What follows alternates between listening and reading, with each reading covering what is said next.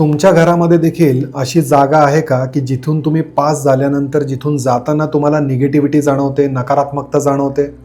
जर असं होत असेल तर हा व्हिडिओ नक्की शेवटपर्यंत बघा. बऱ्याचदा काही घरांमध्ये अशी एक जागा असते की ज्या जागेमध्ये, ज्या खोलीमध्ये, ज्या भागातनं आपण जातो त्यावेळेस तिथे असं जाणवतं की इथे नकारात्मकता आहे. तिथे गेल्यानंतर ही गोष्ट जाणवते. का?